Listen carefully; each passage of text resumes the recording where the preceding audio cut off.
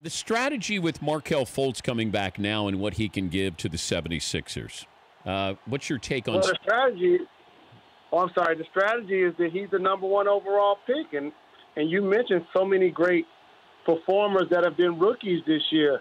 And so if you could get him back into the lineup and get some productivity from him for a team that is going to not only make the playoffs, but in an Eastern Conference that really is in a scramble. Other than LeBron James, because he's been the constant in that conference, the Washington Wizards haven't gotten John Wall back. The Boston Celtics seem to be decimated by injuries, including Kyrie Irving. The Toronto Raptors have flamed out in the playoffs the last few seasons, other than one time of making it to the conference finals.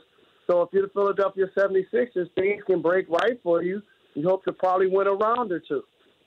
Explain to me the shooting form with Markelle Fultz. There has to be a story behind this, Jalen.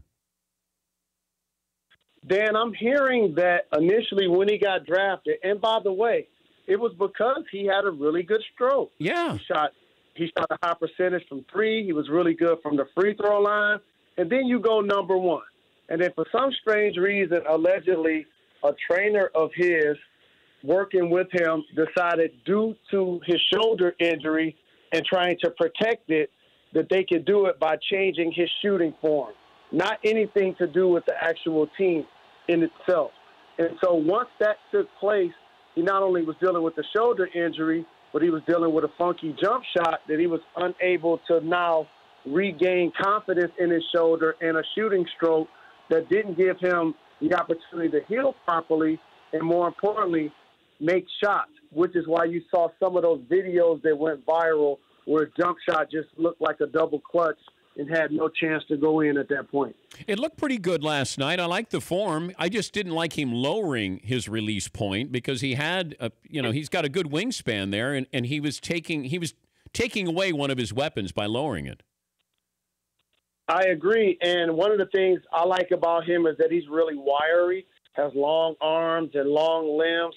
And one of the things I like to do with young players is when you're on your knees, raise your hand to force them to shoot the basketball high. And if you can block it from your knees, then they know they have to lift it up.